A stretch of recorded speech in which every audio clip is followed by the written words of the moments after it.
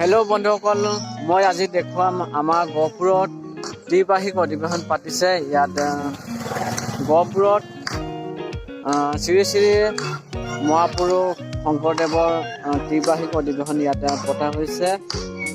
আজিৰ পৰা শুভাৰম্ভ আৰম্ভণি কৰিছে। ইয়াতে কি প্ৰস্তুতি চলি আছে সেইকেইটা আপোনালোকক দেখুৱাম। বলক আজি ভিডিঅ'টো আৰম্ভ কৰোঁ। ইয়াত দুটা গেট বনোৱা হৈছে। ফাৰ্ষ্টত অষ্টবিংশ ত্ৰিবাৰ্ষিক অধিৱেশন ইয়াত সভা আয়োজন কৰা হৈছে। আজি প্ৰথম দিনা আৰু ইয়াত নতুন গেট ইয়াত বনোৱা হৈছে। শ্ৰী শ্ৰী ধনদি দবজপুৰ সত্ৰ নতুন ধনদি মহাপুৰুষ শ্ৰীমন্ত শংকৰদেৱৰ নাম ধৰ্ম জনজাতি সমাজত স্থাপিত 1980 চনত ইয়াত স্থাপন কৰা হৈছে। গেটটো চাওক কিমান ধুনীয়াকৈ সজোৱা হৈছে। আৰু এইফালে ভিতৰত আমি গৈ আছো আৰু ইয়াত পতাকা উত্তোলন কৰা হৈছে। ভকত সমাজে ইয়াতে উত্তোলন কৰিছে। এইটো চাওক ইয়াতে ফুলদানি সজোৱা হৈছে। এইফালে চাওক কিমান ধুনীয়াকৈ ইয়াত সজোৱা হৈছে, আপোনালোকে চাব পাৰিব।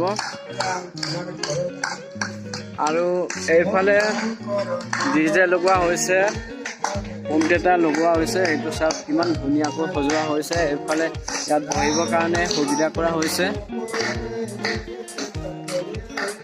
ইফালে নামঘৰ নাম পাঠ কৰি আছে। এইফালে কীৰ্তন আদি পাঠ কৰিছে। এইফালে ভিতৰফালে আপোনালোকক দেখুৱাইছো।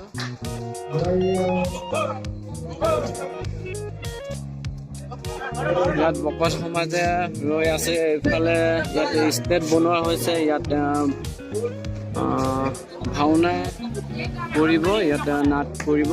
ইয়াত বিভিন্ন ধৰণৰ নাট আপোনালোকে উপভোগ কৰিব পাৰিব। কালিলৈকে দেখুৱাম। ইয়াত ষ্টেজ বনোৱা হৈছে। এইটো চাওক কিমান ধুনীয়াকৈ ধুনীয়াকৈ সজোৱা হৈছে। এইটো চাওক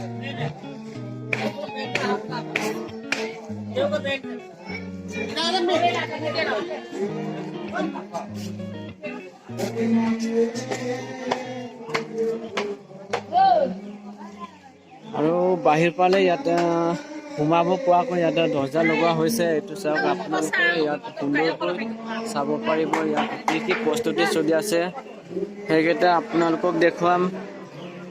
ইয়াত ভকত সমাজে মাতি ইয়াত আইসকলে ইয়াত চাহ পানীৰ ব্যৱস্থা কৰা হৈছে।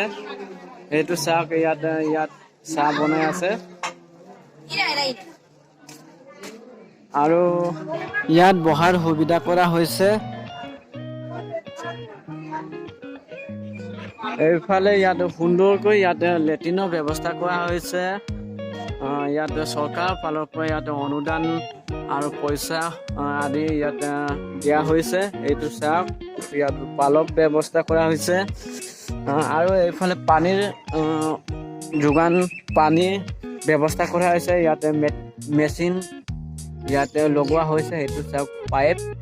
ইয়াতে জেনেৰেটৰৰ ব্যৱস্থা কৰা হৈছে, যাতে কাৰেণ্টৰ ব্যৱস্থা কৰা হৈছে। লাইট গুচি গ'লে ইয়াতে লাইটৰ সুবিধা কৰা হৈছে। আৰু এইফালে ইয়াত চাওক দমকলৰ ব্যৱস্থা কৰা হৈছে, যাতে কোনো কাৰণতে পানীৰ অসুবিধা নহয়। ইয়াতে দমকল নতুনকৈ পুতি থোৱা হৈছে। এইটো চাওক নতুনকৈ ইয়াত দমকল লগোৱা হৈছে। এইকেইটা চাওক ইয়াত বাহিৰৰ দৃশ্যকেইটা আপোনালোকক দেখাওঁ কিমান সুন্দৰকৈ ইয়াত লগোৱা হৈছে। এইটো চাওক কেনেকুৱা লাগিছে আপোনালোকে কমেণ্ট কৰি জনাব। আৰু ভিতৰত ইয়াত ৰান্ধনি ঘৰ, ইয়াত খাবৰ কাৰণে খোৱা বোৱাৰ সঁজুলি ইয়াত ব্যৱস্থা কৰা হৈছে। এইটো চাওক ইয়াত ৰান্ধনি ঘৰ। ইয়াত আহি কিনে আপোনালোকে খাব পাৰিব। ইয়াত চাওক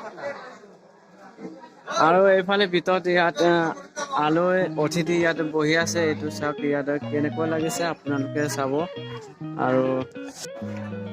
আৰু ইয়াতে চাচোন ইয়াত অটৰখন কিমান ডাঙৰ আৰু ইমান বহুত ডাঙৰকৈ ইয়াত সজোৱা হৈছে। আটক ধুনীয়াকৈ ইয়াত বহুত চাফ চিকুণকৈ ৰখা হৈছে।